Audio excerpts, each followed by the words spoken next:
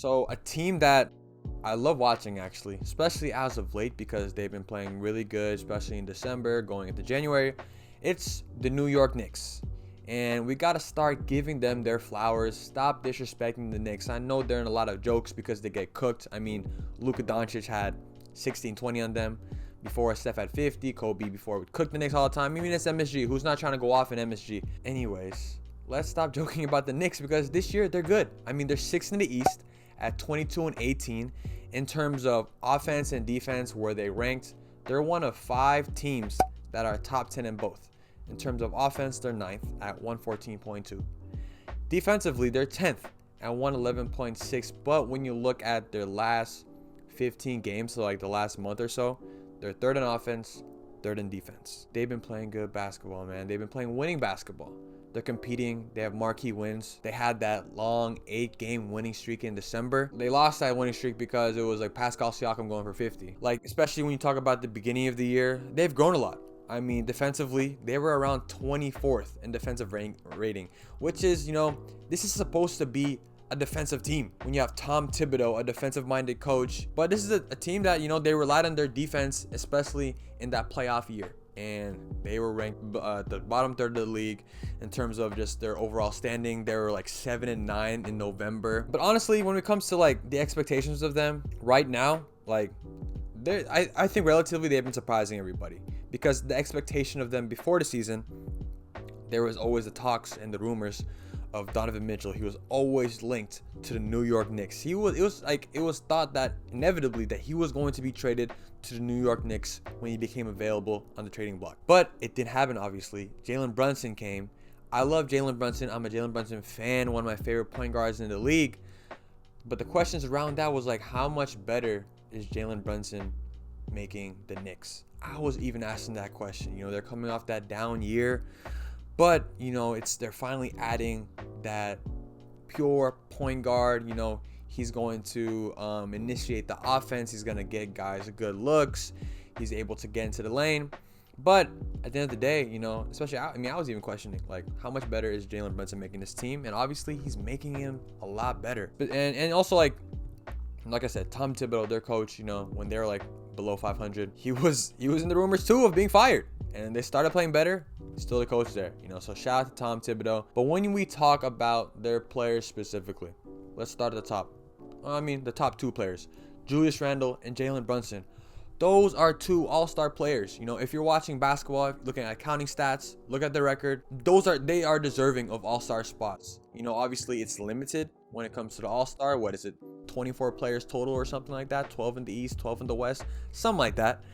But they deserve it with the way they're playing, especially Julius Randle. We got to give him his respect. We got to give him his flowers, especially. Coming off that 2020, 2021 year, led the Knicks to the playoffs since they had Carmelo. He became an all-star. He was 2nd team All-NBA. Got the bag, Good job, Julius Randle. But then in that next year, what happened with Julius Randle? Counting number-wise, when we talk about points, rebounds, and assists solely, it wasn't bad. He was like 20, 10, and like 5. But when you look at the efficiency, it dropped. When you look at his energy on the court, he was like always like reacting to the Knicks. The Knicks fans were booing him, had a thumbs down, just no energy on defense. Didn't look like he was interested in playing basketball. It looked like that contract, for the rest of the life of that contract, it looked like that's gonna be a bad contract for the rest of it. The Knicks, they wasted their money. They overpaid Julius Randle. That was going to be the narrative for Julius Randle for the rest of that contract. Overpaid. But shout out to Julius Randle this year. He's up the efficiency. He's up the points. He's averaging 24 points, 10 rebounds, 3.8 assists. He's 5th in double doubles, which at 22.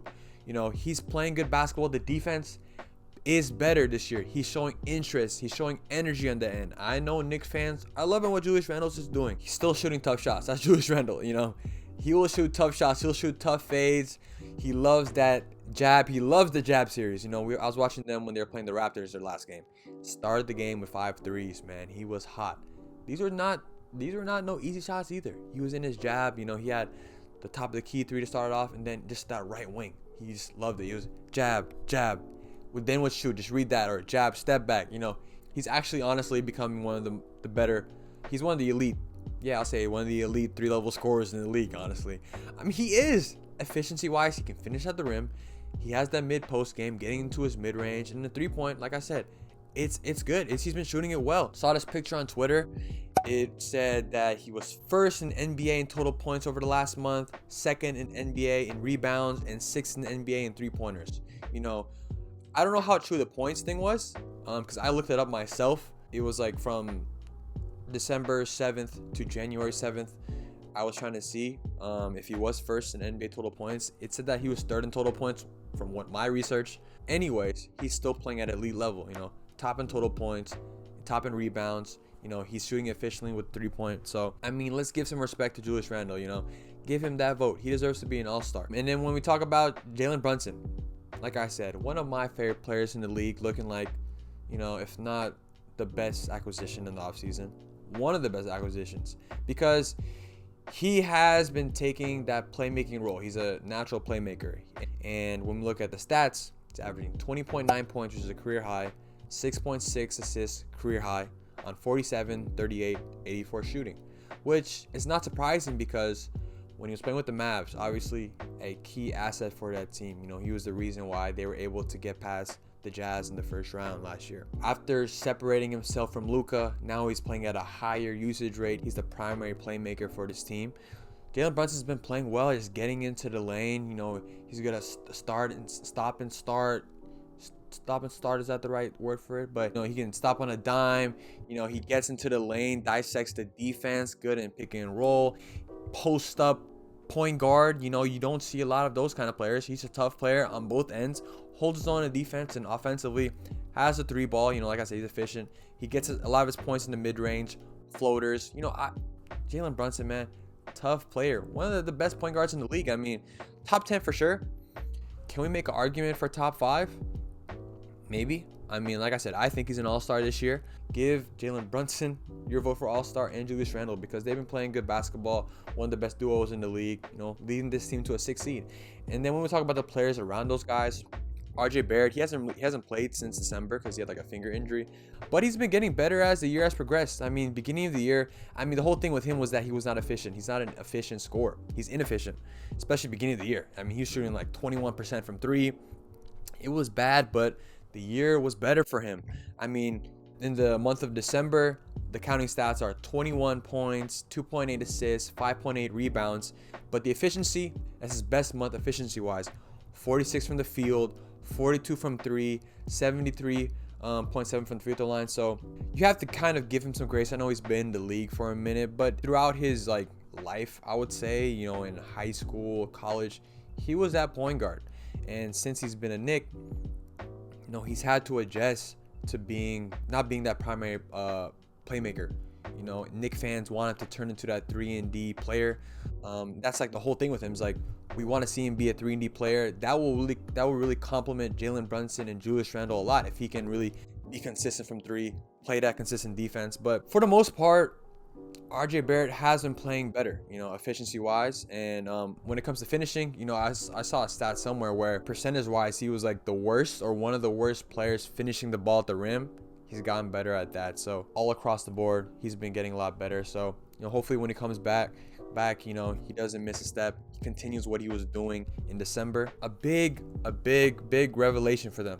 Quentin Grimes, you know, I know Knick fans want him to play so much. You know, there's always this thing with Tom Thibodeau of he doesn't play the young guys. That was like the thing with Cam Reddish. You know, even with Cam Reddish still had that big game at the beginning of the season, but you know, since the beginning of the season, he has not really been playing. You know, he should be traded, honestly. But anyways, Quentin Grimes was not playing that much in the beginning of the year, but now that he was inserted into the starting lineup, playing more minutes, no, he's been playing good. Playing on both ends was a big reason why their defensive rating went up, you know, once he started playing. You know, he plays really well off of Jalen Brunson and off of Julius Randle because, yeah, those guys, they command the ball a lot, you know. The ball stops a lot when it's in their hands. And Quentin Grimes, you know, he's been playing well, just moving around the 3-point line. He has a very quick trigger. You know, when I see him get the ball, he has a really quick release. Gets it, boom, shoots it right away. When we look at the stats throughout the season, 10 points, 3 rebounds, 2 assists on 61% true shooting. When you look at 3-point specifically, 37.9 from three. So he's, or 37.6 from three. So, you know, I've been liking how Quentin Grimes has been playing. Another guy for this team, Miles McBride. You know, I didn't know what his tenure would look like with a Knick or in the NBA, to be honest. But he's been playing a lot. You know, I didn't expect him to really play this much this year, but Tom Thibodeau likes him because he plays defense. You know, he pressures the ball full court. He doesn't turn over the ball a lot. Solid playmaker, can get into the lane. Will give you a three here and there. So Mitchell Robinson just got paid. You know, he, in terms of like offensive rebounding, he was #1 in the last month in terms of offensive rebounding. So he gives them a lot of second chance points. Obviously, he's a good rim protector for his team. Averages about 1.8 blocks to 2 blocks per game. And then Isaiah Hartenstein, another underrated signing, probably one of the more underrated signings of the whole year, because, you know, the value of having a backup big is pretty high, I would say. Because you don't want to play your big men, you know, a lot of minutes like that. They're big, you know, they're more injury prone. Mitchell Robinson has been relatively healthy. When Isaiah Hartenstein plays as a starter or off the bench, gives him good minutes. You know, energy guy, pretty solid passer for being a big. So, you know, I've been impressed with Isaiah Hartenstein. Obi Toppin has always been like an experiment for his team. You know, he's a lottery pick, hasn't really been getting that much minutes. I think I saw somewhere where he's only played over 20 minutes this year, like 7 times. Is Tom Thibodeau a believer of Obi Toppin? I don't know. You know, are we going to see Obi Toppin play a lot in a Knicks jersey? Should they move him? You know, they could probably get some good pieces for Obi Toppin. He's still like a young talent, athletic, has potential. So I'm you know, there's definitely a team out there that would be interested in trading for Obi Toppin. They have, the thing with the New York Knicks is that they're solid already. That's 6. You know, if they believe they can really like make a run this year, then they're gonna be tough in the playoffs. But they have those that trade equity. You know, they have pieces like Cam Reddish. I mean, Cam Reddish, he's low-key been linked to the Lakers for a minute too. I know Laker fans want him. Evan Fournier, another future Laker, can give you that shooting. You know, that's another trade chip. I know he's kind of more expensive, but you have those trade assets that you can use for Knicks. And if you believe that, you know, you can make a move to get somebody. I don't know, Knicks fans, you let me know what you think. This is my assessment of the Knicks this year. I've been liking how they're playing. Like I said, I believe they have 2 All-Stars, Julius Randle, Jalen Brunson. They have good supporting pieces when it comes to Quentin Grimes, Mitchell Robinson, Immanuel Quickley. Didn't even talk about him. He's been playing good. You know, he's been playing more minutes. I was seeing with Immanuel Quickley, like he was in the starting lineup and he was playing more minutes. Like the last couple of games, 37 minutes, 46, 36, 40, 43, 51. He's been playing a lot of minutes, and in those games, he's been playing good. You know, he had 36 piece, 27 piece.